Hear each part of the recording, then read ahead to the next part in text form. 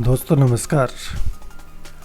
पिछली वीडियो में हमने देखा था कि आपके स्टेट इंश्योरेंस के पॉलिसी बॉन्ड में क्या क्या सूचनाएं होती हैं। उसमें ही एक सूचना थी कि आपका बीमा धन क्या है।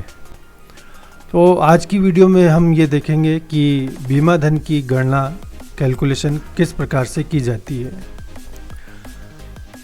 तो आइए देखते हैं बीमा धन किन किन फैक्टर्स पे डिपेंड करता है। तो देखिए, डेट ऑफ रिस्क यानी कि वो डेट जिस डेट को आपका पहला प्रीमियम कट रहा है, या वो डेट जिस डेट पे आपका प्रीमियम इंक्रीज़ हो रहा है, वो डेट ऑफ रिस्क होती है। तो डेट ऑफ रिस्क पे डिपेंड करता है।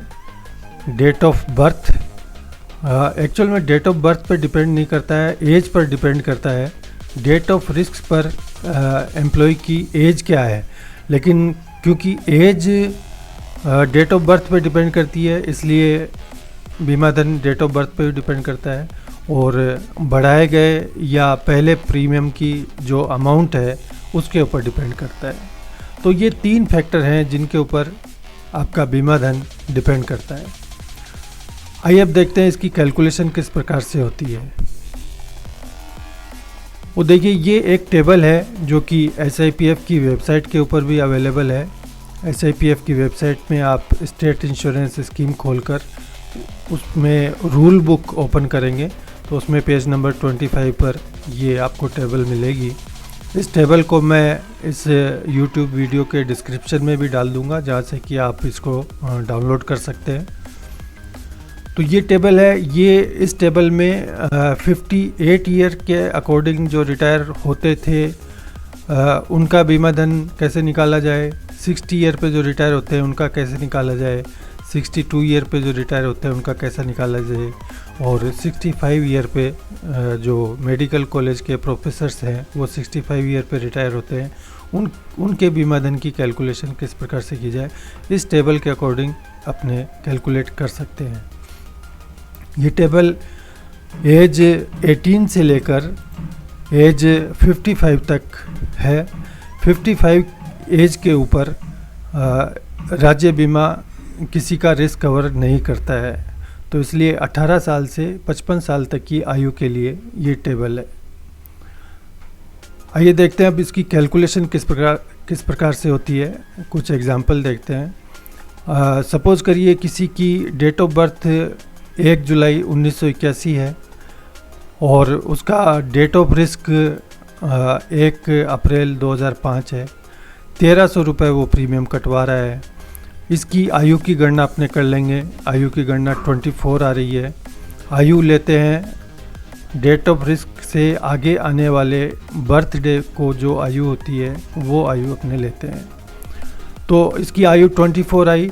अब अपने उस टेबल में देखेंगे 24 पर 1 रुपये पे बीमा धन कितना है। तो ये टेबल है, इसमें देखिए आप यहाँ पे दिख रहा है 60 ईयर पे ये रिटायर हो रहा है एम्प्लॉय।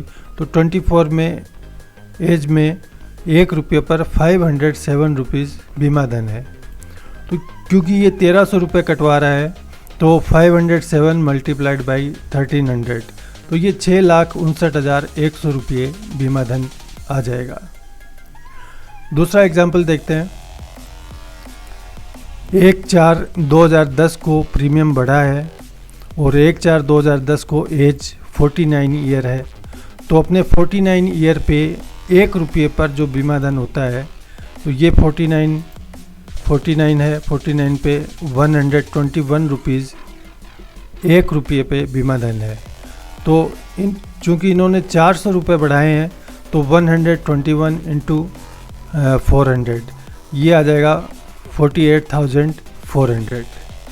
ठीक है, ये 400 रुपये पे 49 वर्ष की आयु पे बीमा धन हो जाएगा 48,400 रुपये। ठीक है, नेक्स्ट एक एग्जांपल देखते हैं। एक एम्प्लॉई है जिसने कि 1/4/2015 को 900 रुपये बढ़ाए हैं या पहली बार कटाए हैं, दोनों के लिए एक ही कैलकुलेशन होगी। 1/4/2015 के नेक्स्ट बर्थडे पे एम्प्लॉय की आयु 30 ईयर है, तो 30 ईयर पर अपने 1 रुपये पे बीमा धन कितना आता है वो देखेंगे। तो ये 30 ईयर पे 1 रुपये बीमा धन 398 रुपीज़ आ रहा है। तो 398 मल्टीप्लाइड बाई 900 ये आ जाएगा 3,58,200 रुपये। तो दोस्तों इस प्रकार से बीमा धन की गणना होती है। ये बीमा धन की गणना प्रथम पॉलिसी या फर्दर दोनों में एक ही प्रकार से होती है।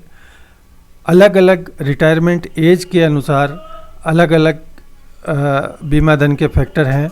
58 वर्ष के लिए अलग हैं।